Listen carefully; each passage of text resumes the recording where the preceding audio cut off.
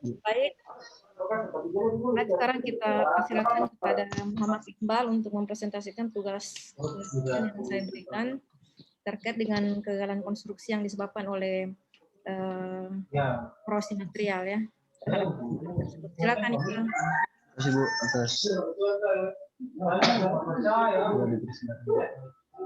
mulai kerusakan pada konstruksi bangunan basement water pump CWP PLTU pembangkitan Sumatera Utara bagian utara sektor pembangkitan Belawan. Proses korosi terjadi secara alami. Pengaruhnya dapat menyebabkan kekuatan dari material logam menjadi berkurang. Usaha yang dilakukan untuk mencegah korosi adalah menghambat laju korosi.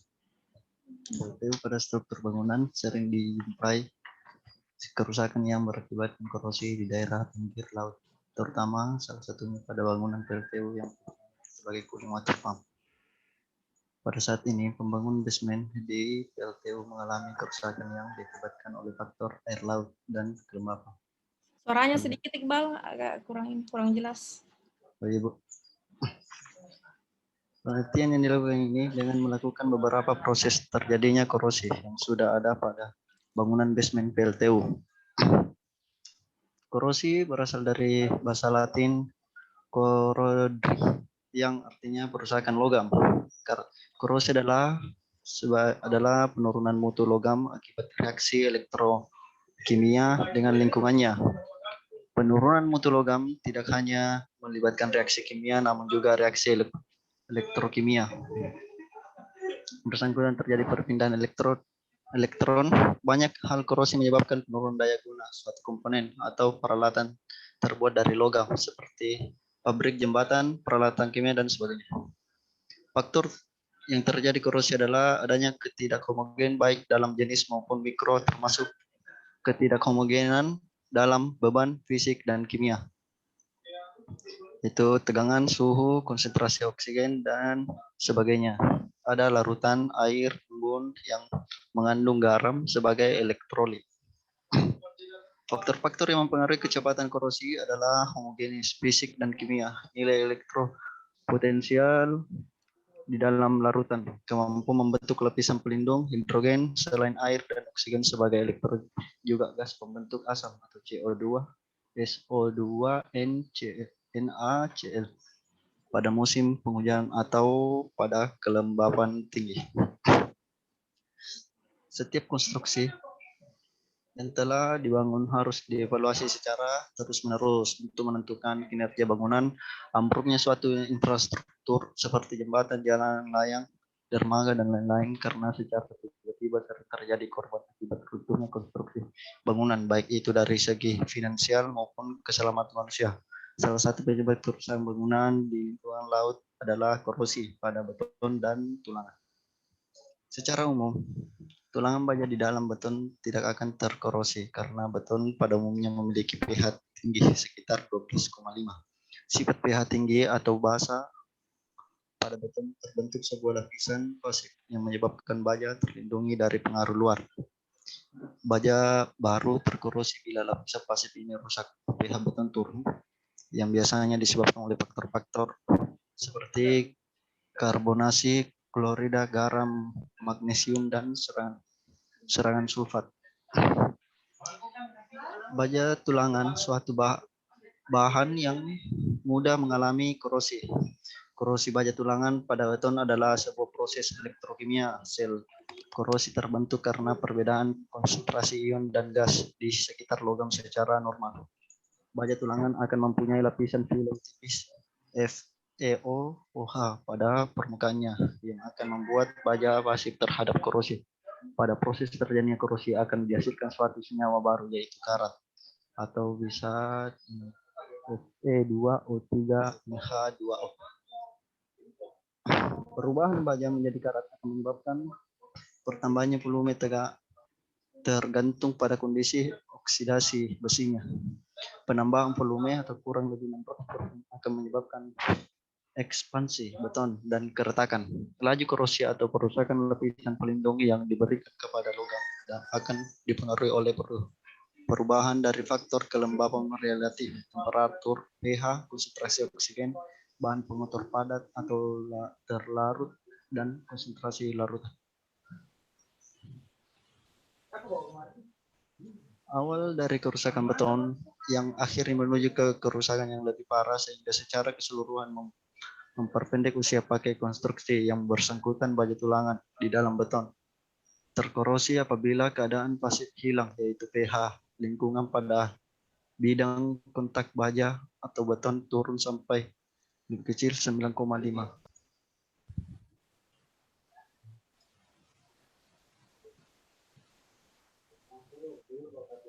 Korosi beton terjadi akibat bentuknya rigid, akibat reaksi kimia antara unsur kalsium di dalam beton dengan garam sulfat dari luar, sama seperti karut pada besi. Rigid yang terjadi menyebabkan pengembangan volume beton sehingga menyebabkan massa beton terdesak dan pecah, seperti gambar tersebut, di mana beton tersebut pecah dan tulangan besinya mulai keratan. Bangunan basement CWP PLTU rusak dikarenakan adanya faktor kelembapan udara dan tumpahan air di mesin pompa pengolahan, yang mana mesin pompa tersebut mengisap air laut. Akibatnya struktur yang ada di bagian tersebut mengalami kerusakan antara lain pada balok, kolom maupun pada lantai. Gambar yang di samping itu di mana terjadi terkorosi, pecahnya beton tersebut dan baja tulangannya terkena korosi. Lanjut. Kerusakan yang terjadi pada balok dikarenakan selimut beton mengelupas sebagai cat rusak dan warna coklat akibat besi tulangan mengalami korosi. Kolom juga mengalami kerusakan dikarenakan selimut beton juga mengelupas. Akibatnya besi beton terlihat pada permukaan kolom. Tidak hanya pada balok dan kolom yang mengalami kerusakan, seperti lantai juga tangga mengalami kerusakan. Penyebab terjadinya keretakan Jangan pada membaca, Iqbal, presentasi.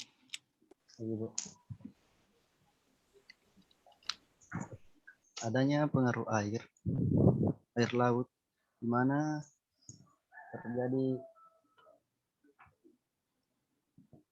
terjadi pada saat pasang surut, maka bangunan basement maka struktur pada bangunan basement tersebut yang menyebabkan beton mengelupas dan retak.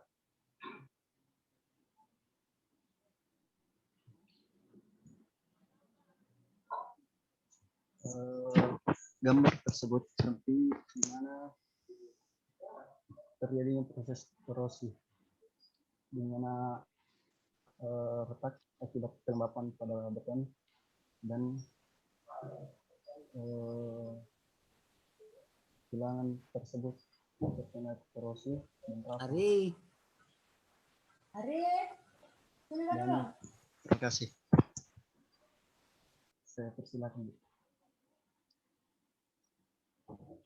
Baik, itu tadi presentasi dari Muhammad Iqbal ya. Jadi dari yang saya coba perhatikan tadi itu akibat pengaruh air ya. Air yang akhirnya mempengaruhi struktur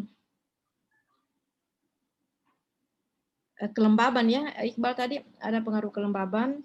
Ibu, pengaruh kelembapan, Bu. Kelembaban akhirnya berpengaruh terhadap kekuatan struktur.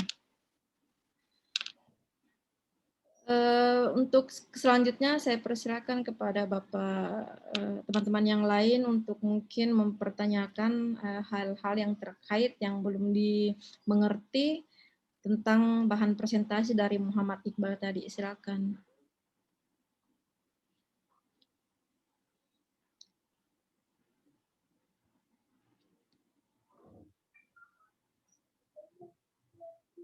Apa tadi judulnya, Iqbal? Ibu. Tampilkan ini, Bu, judulnya. Kerusakan pada konstruksi bangunan basement cooling water pump LTU pembangkitan Sumatera Utara bagian utara sektor pembangkitan basement jadi basement. Iya, Bu, basementnya, Bu. Basementnya. Oke, yang lain, Pak Ramli, Pak Arsad, Pak Enal, Pak Irfan, Pak Putu, ada mungkin yang mau ditanyakan terkait dengan penguparan tadi? Silakan. Atau ada yang punya referensi yang lain terkait dengan terjadinya kegagalan konstruksi akibat pengaruh air ya pada struktur bangunan. Kalau saya tidak salah ingat, termasuk yang tahun lalu terjadi itu 2020, kalau saya tidak salah itu di runtuhnya gedung LIPI ya, 2020 kah? Kalau saya tidak salah itu. Itu juga salah satu faktor penyebabnya adalah karena faktor air ya, air yang masuk ke dalam struktur bangunan. Jadi seperti yang kita ketahui bahwa memang air adalah salah satu media penghantar terjadinya oksidasi yang akhirnya akan menyebabkan terjadinya degradasi pada suatu struktur. Tidak ada yang bertanya? Kalau tidak ada, saya langsung persilakan ke Pak Arsad untuk presentasi. Pelan-pelan saja, Pak. Oh ya, Bu. Ya. Pak Putu, saya minta bantuannya di-share saya punya makalah. Tunggu.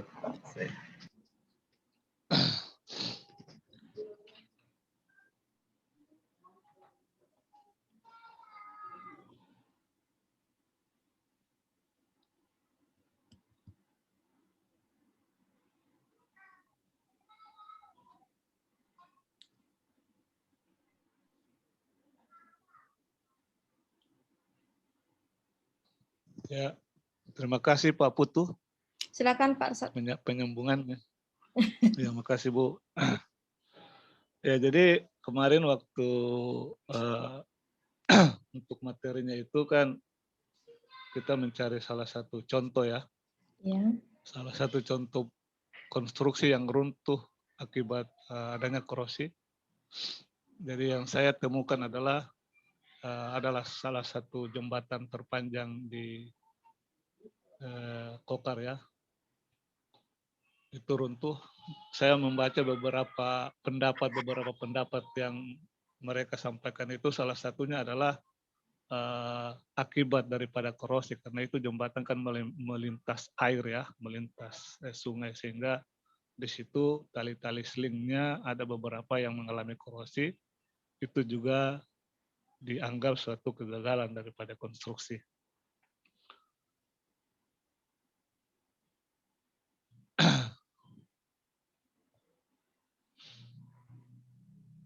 Dari pertama Pak Put, mohon maaf. Halaman pertamanya, ya. Jadi suatu yang dimaksud dengan cacat konstruksi di sini yaitu suatu kondisi penyimpanan atau ketidakmampuan ya, ketidakmampuan daripada hasil atau proses pekerjaan konstruksi yang masih dalam batas toleransi. Artinya bahwa belum atau tidak membahayakan konstruksi secara keseluruhan. Kalau suatu kegagalan konstruksi adalah suatu media kondisi penyimpanan kesalahan atau kerusakan hasil pekerjaan konstruksi yang dapat mengakibatkan keruntuhan konstruksi. Di sini berarti dalam pelaksanaan sudah dianggap kegagalan konstruksi. Ya, berikut Pak Put. Berikut Pak. Jadi di situ saya membaca bahwa bisa kembali Pak. Kembali Pak. Agak lambat ini responnya sampai di sana Pak Putu. Iya agak lambat karena banyak beberapa provinsi ini harus dilewati. Ini sudah kedua. Lanjut Pak.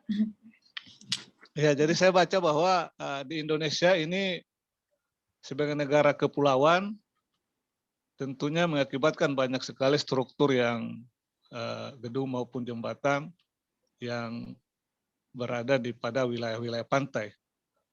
Dan disitulah lingkungan yang sangat yang cukup agresif terhadap potensi-potensi daripada korosi. Di sini maksudnya adalah lingkungan pantai memiliki kandungan klorida dalam udara maupun air yang cukup tinggi sehingga dapat menimbulkan suatu korosi.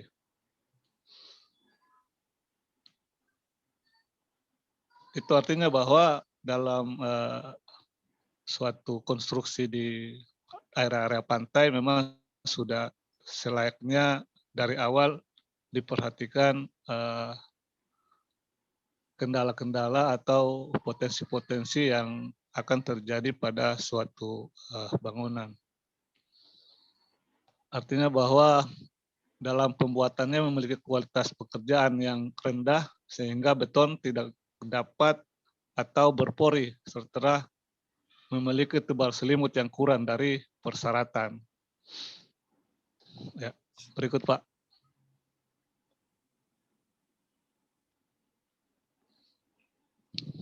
Pak Putu bisa berikut.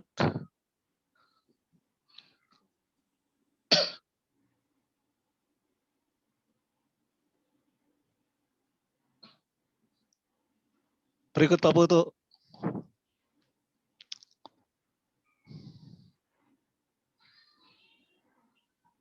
Halo, halo.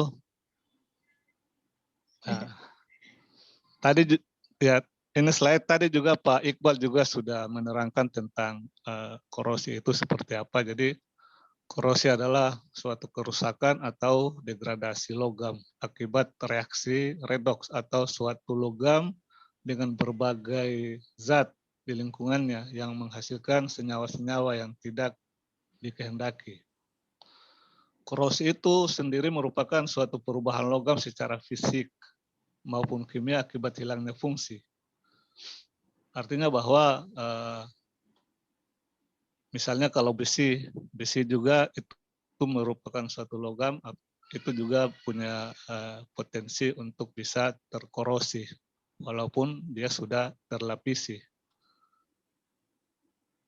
Korosi jika bersentuhan dengan senyawa asam, dalam hal ini besi, air, dan mengalami perubahan suhu dalam jangka waktu yang cukup lama dan secara terus-menerus. Dalam bahasa sehari-hari, korosi disebut perkaratan. Contoh korosi yang paling lazim adalah pada perkaratan besi.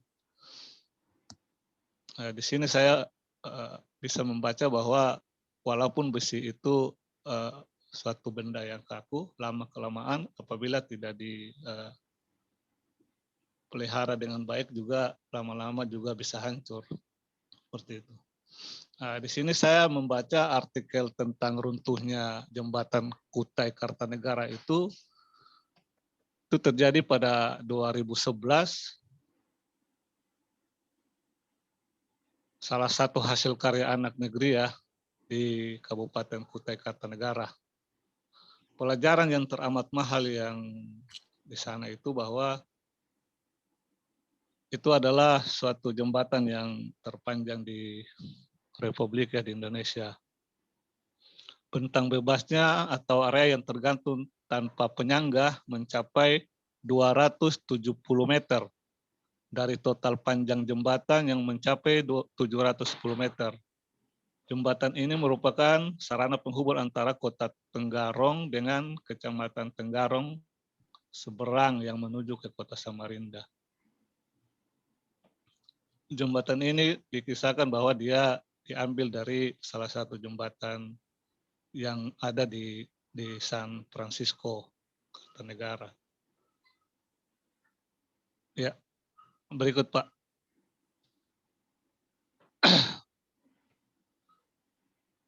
Pak Putu, bisa berikut.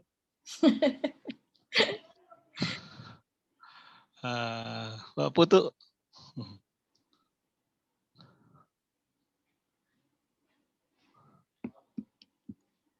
Pak Putu. Halo Pak Putu.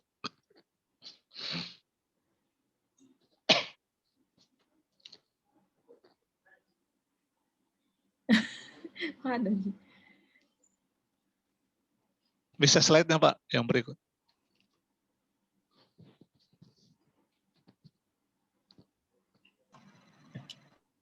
Sabar, kayak jaringan saya yang putus tadi. Oh iya, sudah bagus.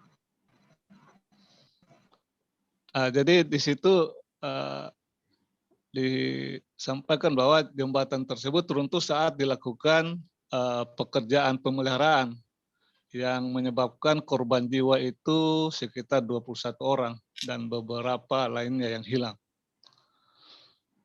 Di situ saya membaca beberapa pendapat yang menyatakan bahwa salah satunya itu Menteri PU saat itu, Insinyur Joko Kirmanto, dia menyatakan bahwa runtuhnya jembatan itu akibat lepasnya penghubung antara kabel vertikal atau hanger dengan kabel penggantung utama. Dalam hal ini, kabel penghubung semuanya lepas. Kedua, adanya gaya tiba-tiba yang memberikan muatan kabel melebihi kapasitas 200 ton. Kesimpulan lain adalah seluruh komponen material bangunan jembatan sesuai dengan standar, hanya saja jembatan kurang terawat dengan baik. Berikut, Pak.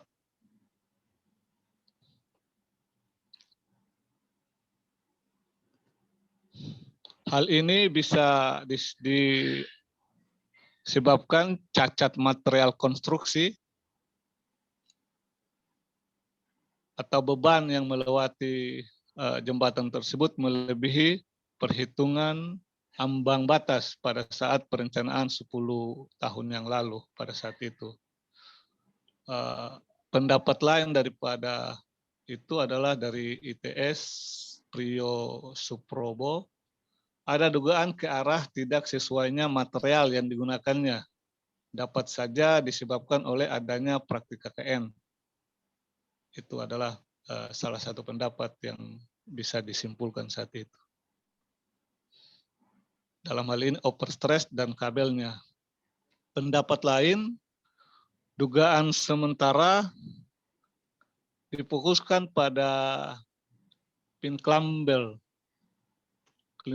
yang merupakan komponen kritis dari susunan hanger. Hal ini diduga karena ada reduksi penampang pendukung yang berbeda materialnya.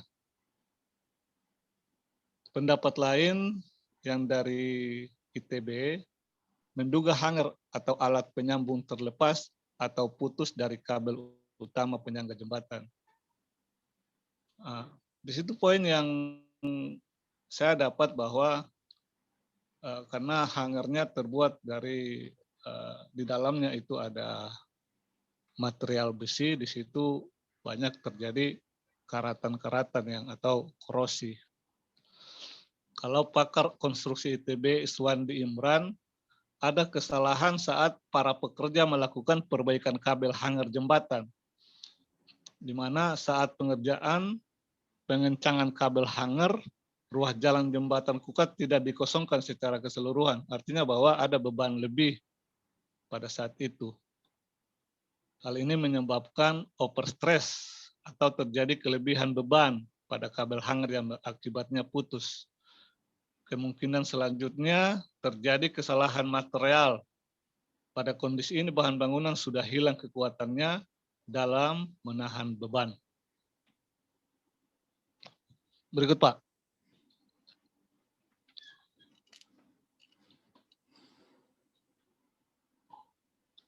Next ya. Nah, di sini ada gambar yang saya ambil. Tadi ada beberapa pendapat yang dari awal, misalnya dari Pak Menteri PU itu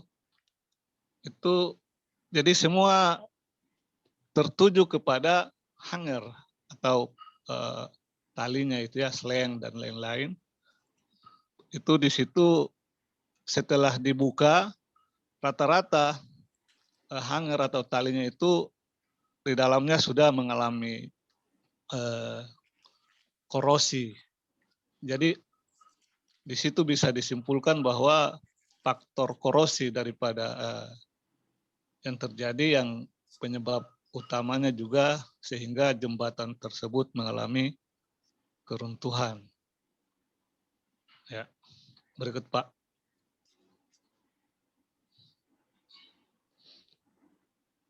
Next ya, ini saya coba memperlihatkan jembatannya, runtuh jembatan Kukar, jadi dia langsung langsung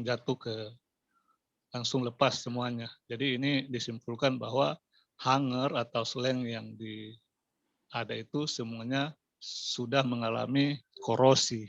Jadi walaupun dia terbungkus, kalau dilihat dari gambar yang tadi itu dia terbungkus, tapi di dalamnya itu sudah mengalami korosi atau keratan. Ya Pak, dan juga salah satu gambar yang diperlihatkan. Next Pak.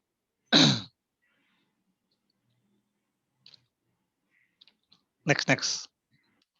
Nah, di sini adalah kegagalan konstruksi yang salah satu yang saya dapat juga, itu terjadi korosi pada beton bertulang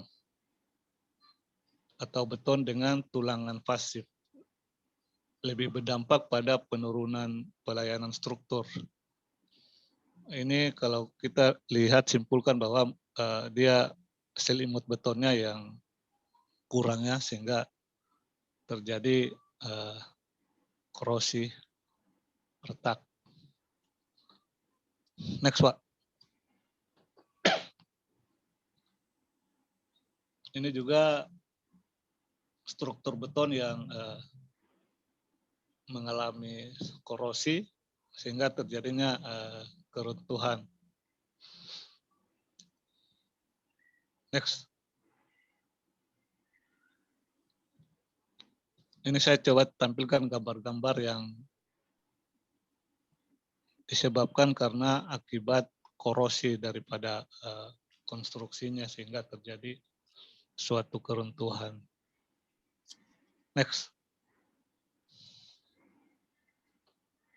Ini juga terjadi korosi. Jadi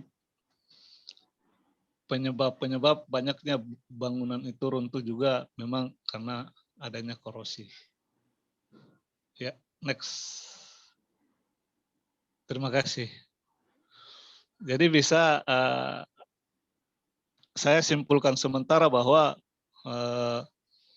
korosi itu bisa terjadi pada semua konstruksi.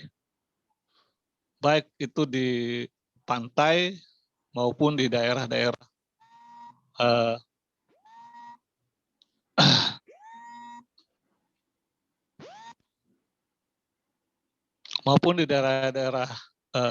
daratan.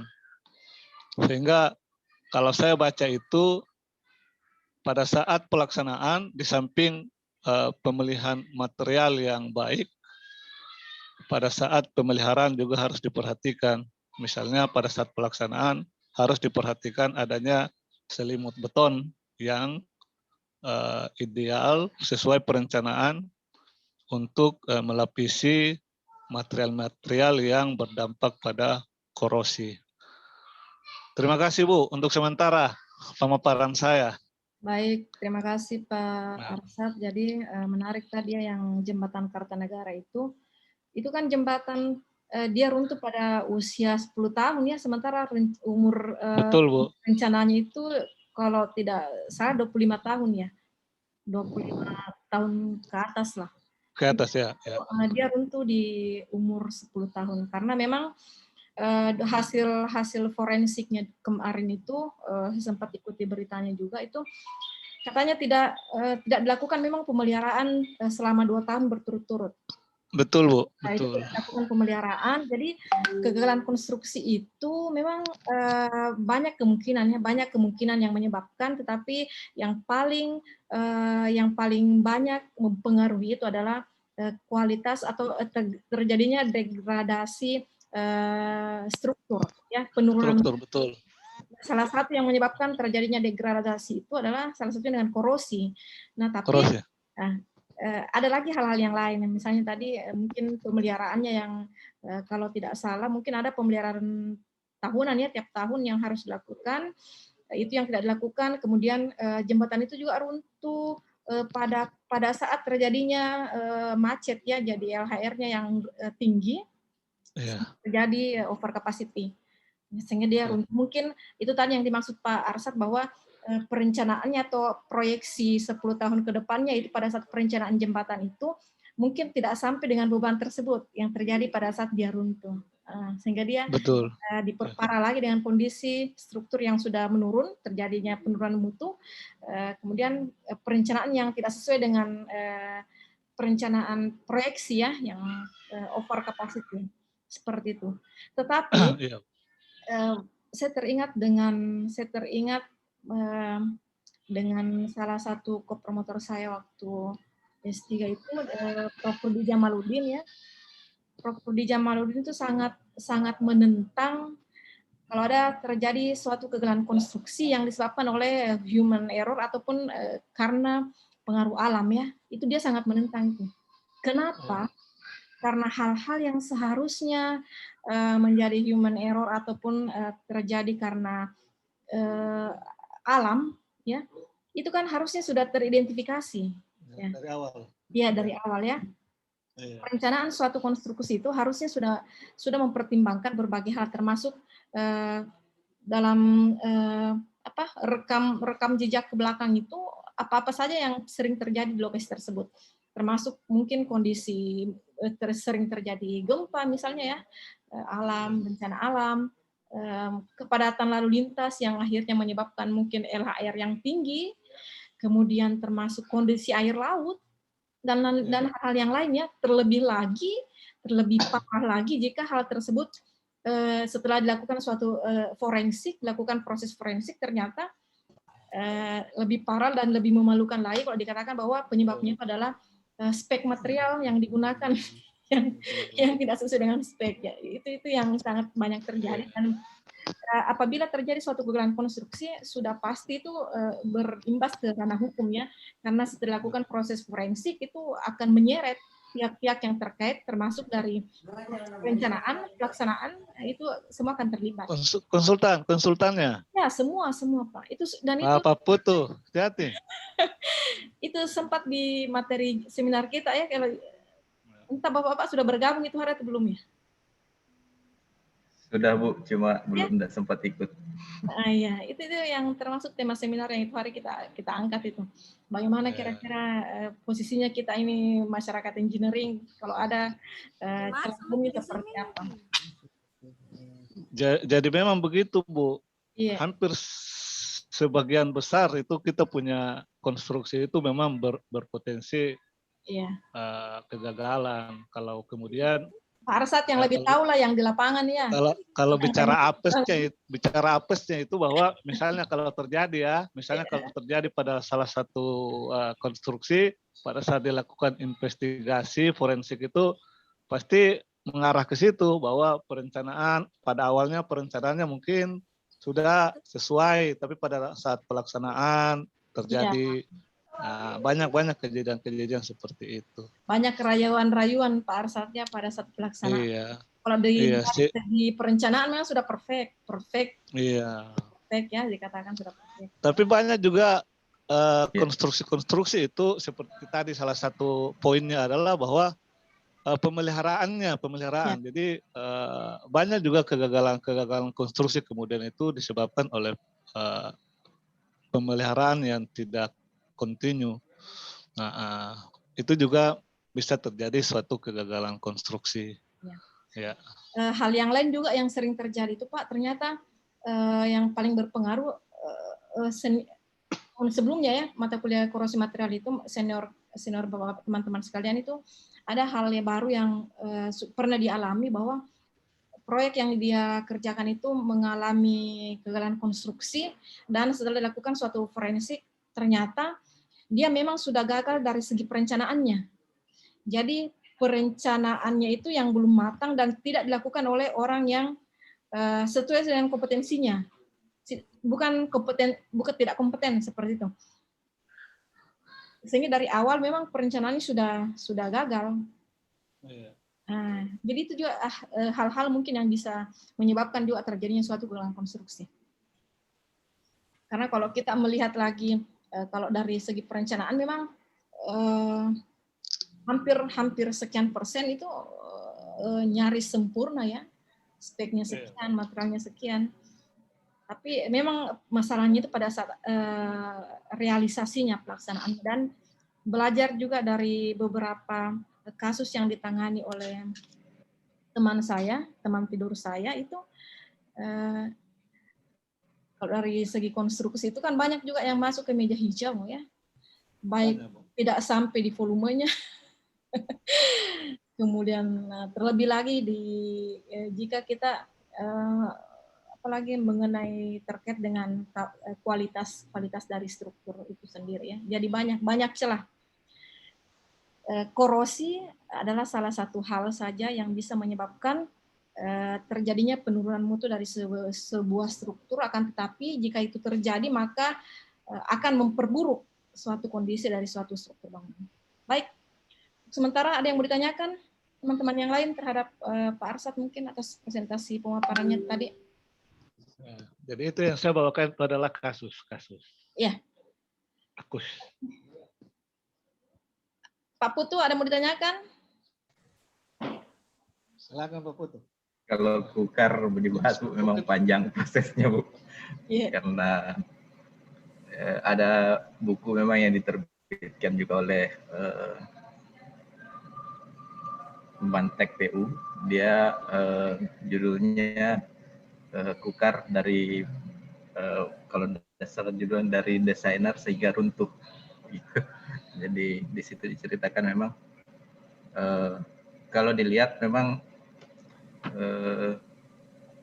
korosi menjadi penyebabnya, tetapi bukan menjadi faktor utama pada saat itu.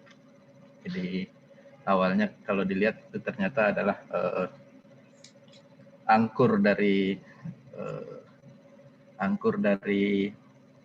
seling utama itu sudah bergeser sekitar 15 cm.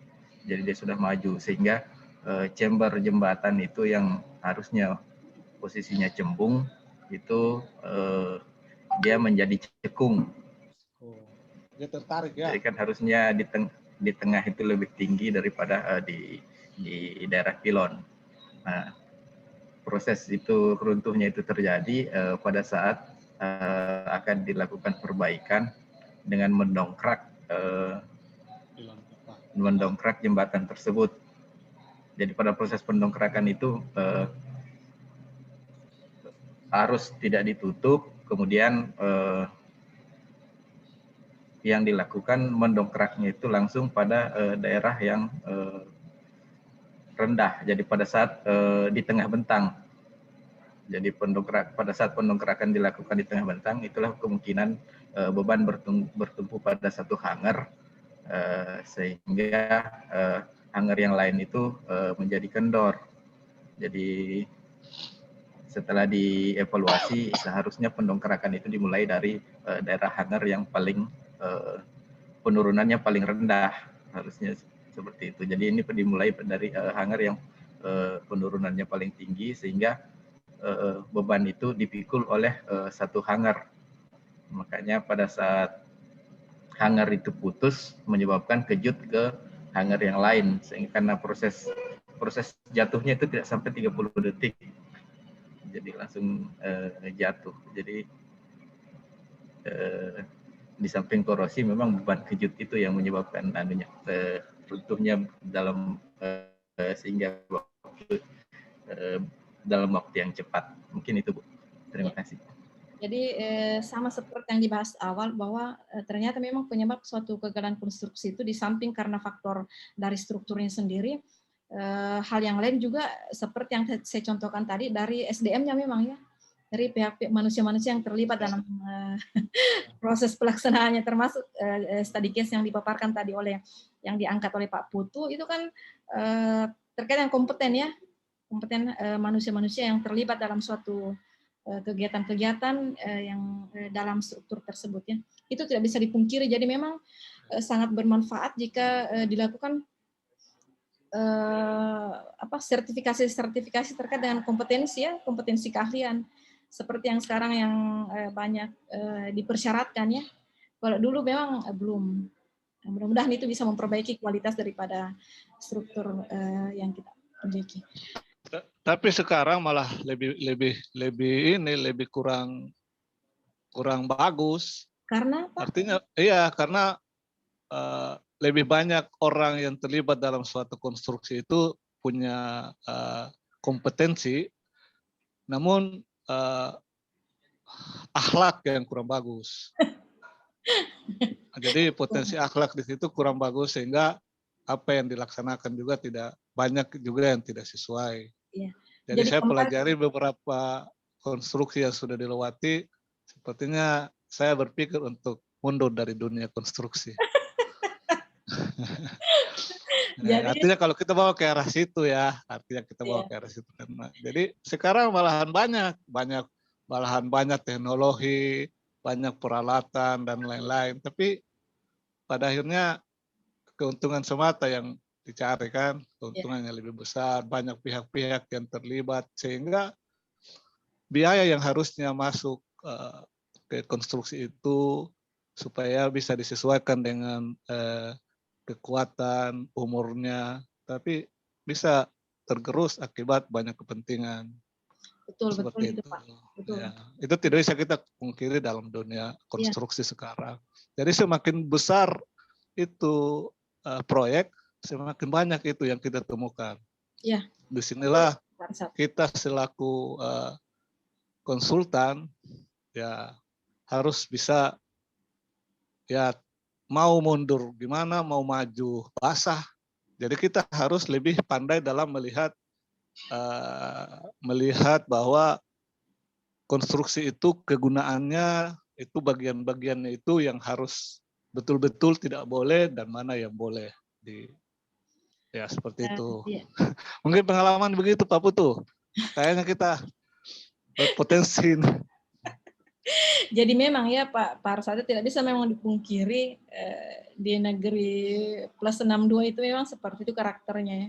Ya. Kenapa demikian? Karena mungkin tingkat kesejahteraan penggiat-penggiat engineering ya itu memang yang masih kurang diperhatikan. Kenapa demikian? Karena saya juga punya beberapa teman yang bergelut di dunia konsultan kontraktor. Dalam satu proyek saja itu hanya berapa persen yang sampai di tangan mereka. Ada kepentingan elit yang mungkin yang menunggangi, itu tak bisa dipungkiri ya. Jadi kenapa terjadi kegagalan konstruksi yang sampai sekarang? Karena ini bukan hal yang baru ya. Dari tahun sekian itu sudah terjadi dan sampai sekarang ini belum juga penyelesaiannya itu belum juga ditemukan. Kenapa demikian? Karena akarnya karakteristik karakter SDM-nya tadi yang saya katakan ya, manusianya itu yang sudah mendarah daging seperti itu karena terbentuk dengan sendirinya oleh situasi dan kondisi seperti itu. Karena banyak sekali itu yang termasuk dalam seminar kemarin itu dalam 100% itu hanya berapa persen yang sampai karena ada kepentingan elit yang menunggangi suatu kepentingan seperti itu tidak bisa dipungkiri. Itu menjadi salah satu faktor yang sangat-sangat krusial menentukan kegagalannya suatu konstruksi karena bagaimana kalau materialnya, bagaimana kalau kualitas material yang harusnya menjadi perencanaan umur rencana suatu konstruksi tergantung di kondisi material atau kualitas suatu material ya.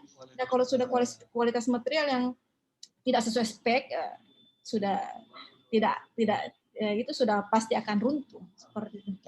Cara mengerjakannya juga. Iya. Baik, masih ada yang mau ditanyakan atau ada yang yang lain ada mau didiskusikan kembali? Jika sudah tidak ada, untuk sesi mata kuliah korosi material pada hari ini saya cukupkan. Saya tutup dulu, kemudian kita lanjut diskusi terkait dengan rencana penelitian ya, Bapak Ibu. Baik, terima kasih kepada Muhammad Iqbal dan Pak Arsat Eli yang sudah presentasi hari ini terkait dengan kegagalan konstruksi yang diakibatkan oleh tadi adanya kelembaban udara di struktur basement PLTU, kemudian study case yang diangkat oleh Pak Arsat terkait dengan keruntuhan jembatan Kartanegara itu yang salah satunya diakibatkan oleh korosi material atau penurunan mutu pada salah satu konstruksinya. Baik, terima kasih untuk hari ini kesempatannya Bapak-Bapak. Insya Allah kita ketemu lagi di pertemuan selanjutnya dengan mata kuliah yang sama, korosi material. Terima kasih atas kesempatannya hari ini. Billahi taufik wal hidayah. Assalamualaikum warahmatullahi wabarakatuh.